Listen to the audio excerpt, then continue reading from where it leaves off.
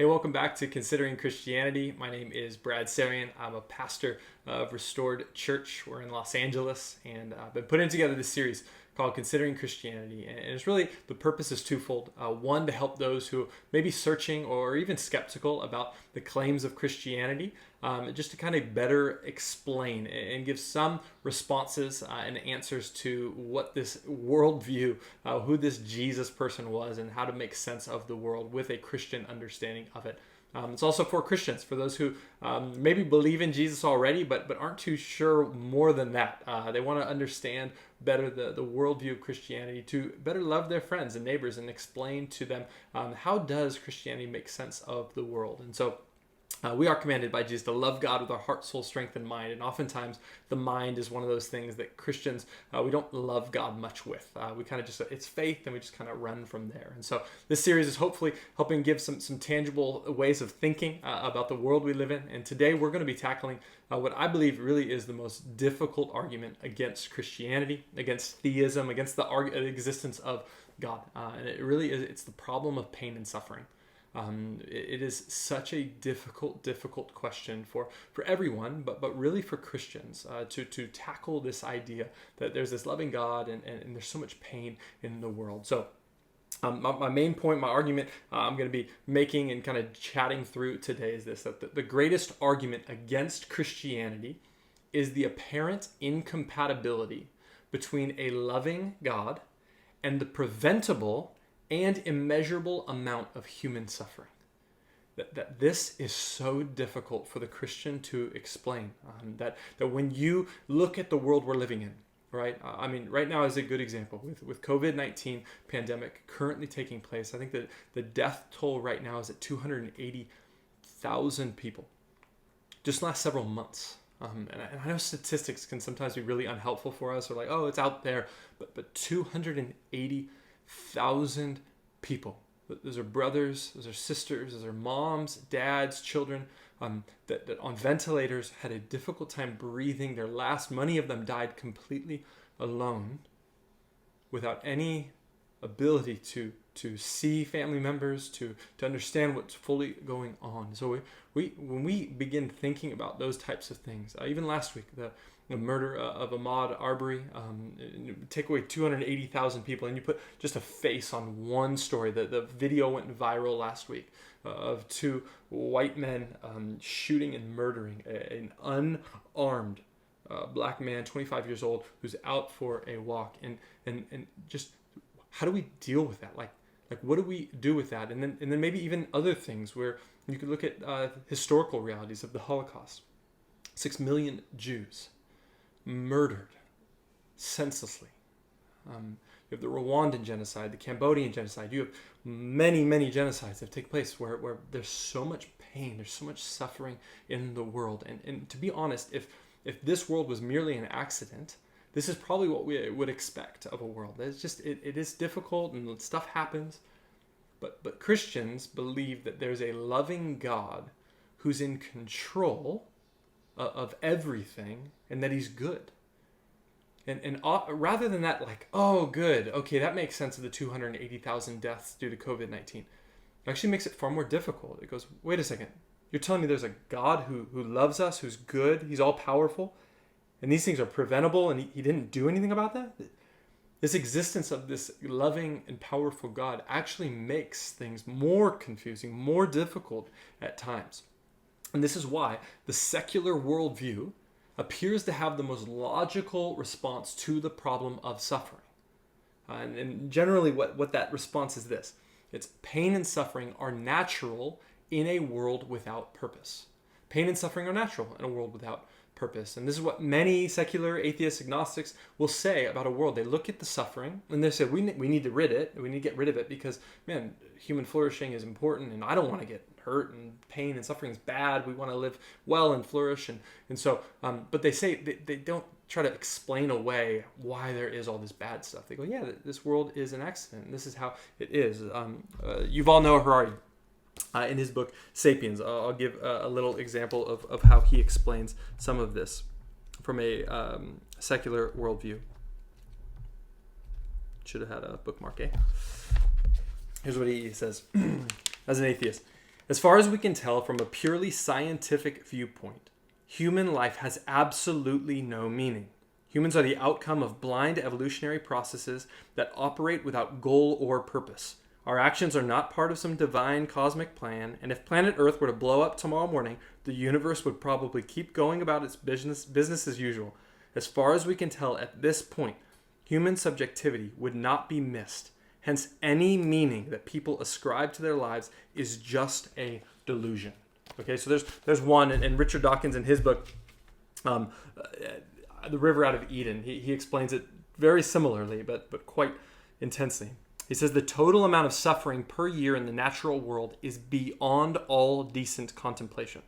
During the minute that it takes me to compose this sentence, thousands of animals are being eaten alive, many others are running for their lives, whimpering with fear, others are slowly being devoured from within by rasping parasites. Thousands of all kinds are dying of starvation, thirst, and disease. It must be so. If there ever is a time of plenty, this very fact will automatically lead to an increase in the population until the natural state of starvation and the misery is restored. In a universe of electrons and selfish genes, blind physical forces, and genetic replication, some people are going to get hurt, other people are going to get lucky, and you won't find any rhyme or reason in it, nor any justice. The universe that we observe has precisely the properties we should expect if there is, at bottom, no design, no purpose, no evil, no good, nothing but pitiless indifference. So this is a secular worldview. It just goes, yep, there's no purpose, there's no God. And so, of course, there's suffering. Of course, there's evil. There's no purpose behind it. So we shouldn't be shocked to see these types of things, which sounds like a very logical argument. And the problem is it's not very livable, right? It doesn't mean it's not true.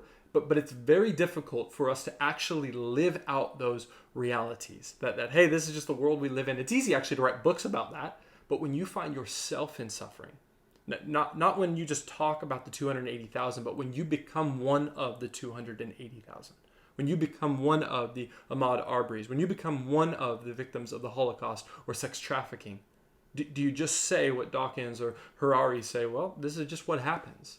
I think it's harder than that. The problem of pain and suffering demands both a logically compelling and experientially satisfying response.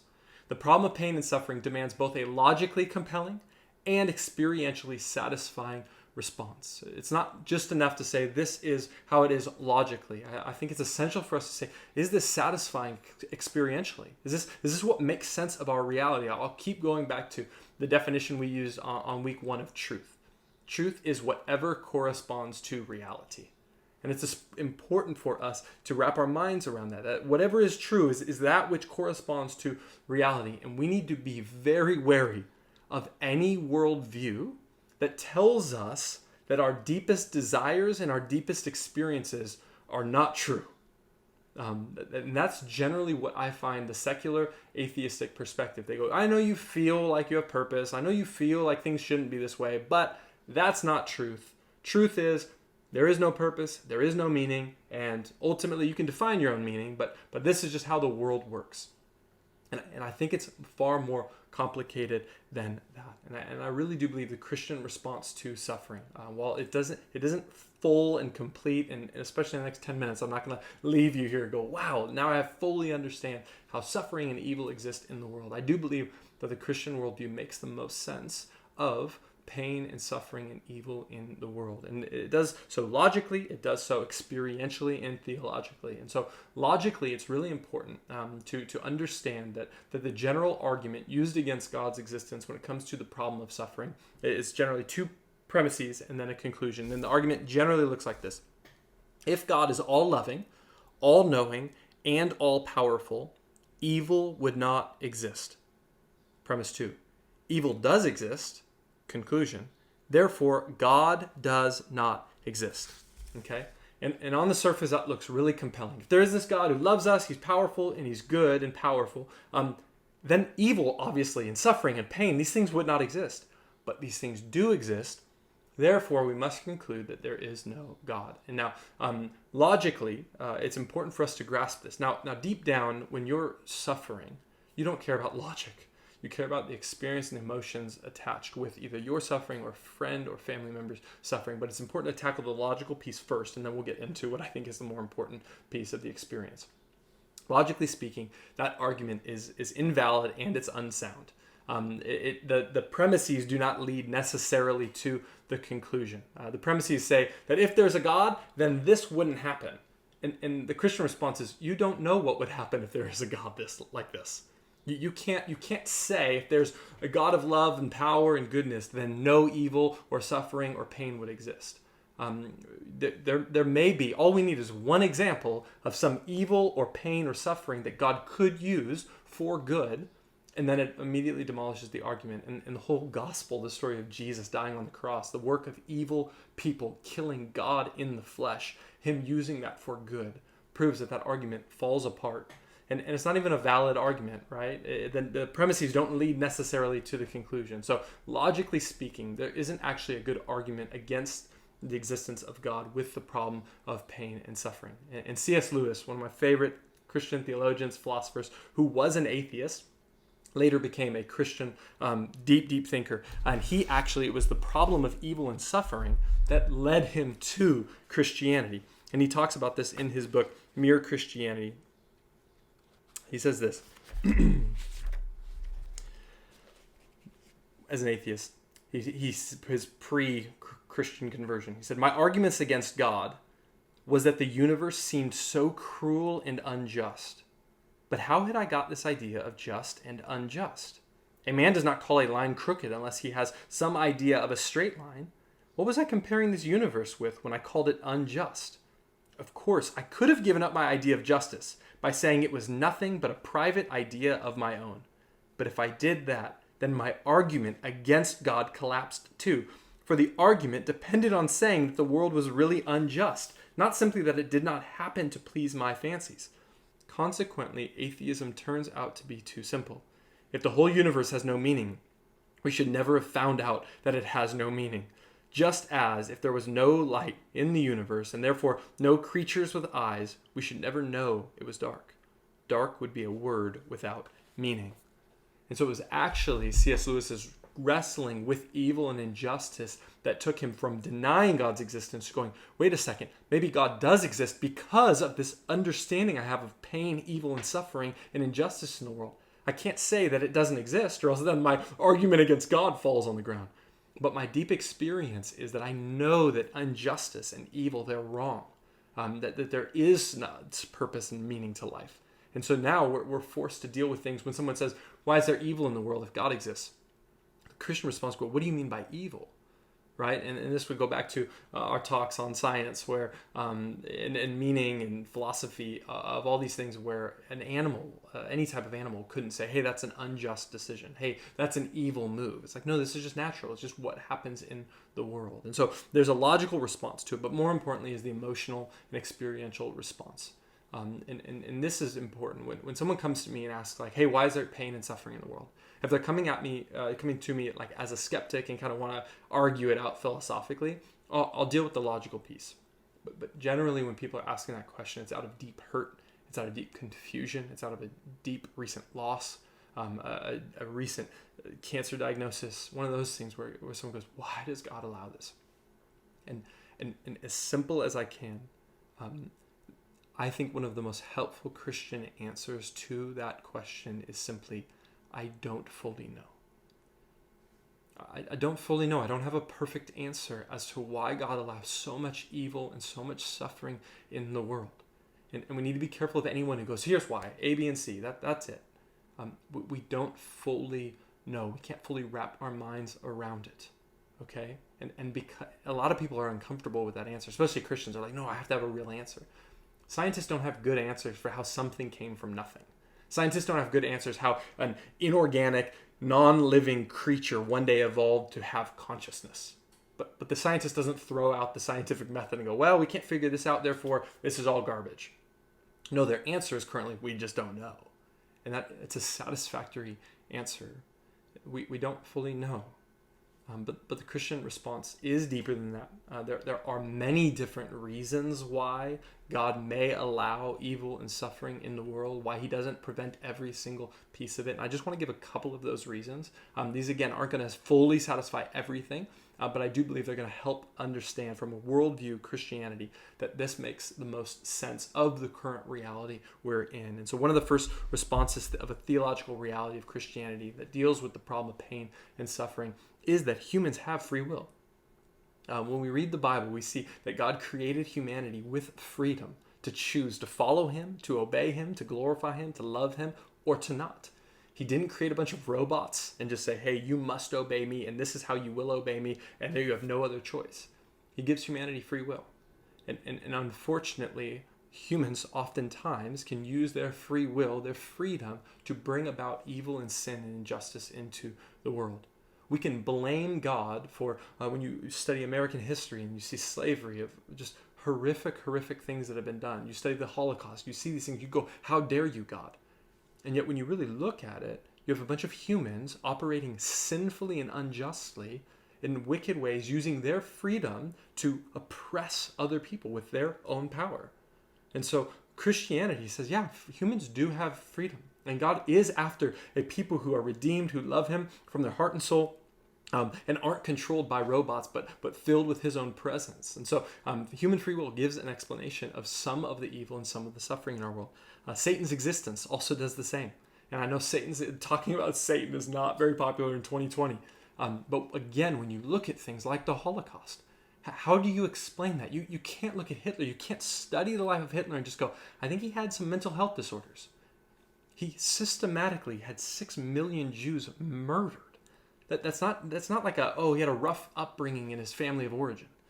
There's a dark, evil force at work in this world to bring about horrific pain, horrific suffering, and horrific evil. That doesn't let anyone off, hey, excused Hitler because Satan's real and he was influencing it. No, we're responsible. Again, he used his freedom, but he partnered with Satan. Anytime we do that, we partner with Satan, and Satan is very powerful, and he is against God. He's God's enemy, and a lot of the genocide and all these wicked things that are incomprehensible of one person doing something. We can see that Satan's real, and his existence is real, and it's felt in the evil world in which we can live in. And the last thing to answer the question of evil and suffering is God's own response to evil and suffering. Christianity stands alone in this, and it is absolutely fascinating how God himself responds to our evil, pain, and suffering. Oftentimes people ask me, why doesn't God just end it all? Why doesn't he just destroy all evil and destroy all sin?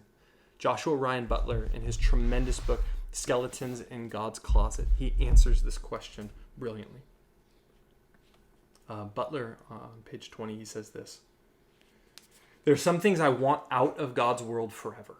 I would soon find out, as he was studying the scriptures, there are some things God wants out of his world forever too. I want to get rid of sex trafficking. Jesus wants to get rid of lust. I want to prune back the wicked tree. He wants to dig out the root. And that wicked root is in me. And he goes on to explain. I wanted genocide out of God's world. Once again, I had a problem. Jesus wants genocide out of God's world too, only he takes it a lot more seriously than I do. I want to get rid of genocide. Jesus wants to get rid of rage. I want to put boundaries on the wicked wildfire. He wants to snuff out the spark, and that wicked spark is in me. We may ask, why doesn't God just get rid of evil and sin? And Joshua Ryan Butler's response is, if he got rid of evil and sin, he'd have to get rid of us. Because these things that we can see out there in the world are also here. And in his love and in his grace, he actually did something far more merciful than just getting rid of us. He came as a human being, and he paid that penalty for our own sins. He took on humanity's responsibility for our own evil and our own injustice and sin, and he received the penalty for that on the cross, Jesus Christ himself. The Christian response to pain and suffering is that we have a God in Jesus Christ who knows what suffering's actually like. He has suffered with us. He suffers for us. And he suffered so that one day we will no longer have to suffer. while this doesn't answer every single question we may have about pain and evil and suffering, the cross of Jesus answers the most important questions we have. Does he love us in the midst of suffering? Yeah. He loves us so much that he would die for us. Is he powerful? Yeah. He's so powerful that he would become a human being and die on the cross bearing his own justice and then rise from the dead 3 days later. Is he good? Yeah, he uses his power for our own benefit.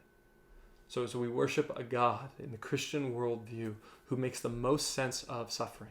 J.C. Ryle, an old theologian, once said, if you take away the cross of Christ, the Bible is a dark book. And I agree. All of history is a dark, dark story if you remove the cross of Jesus, where we have a God who has come to be with us, knows what suffering is like, and has entered into our suffering so that one day he would eventually get rid of all evil and all pain and all sin without getting rid of us. He wants to redeem us and make us new.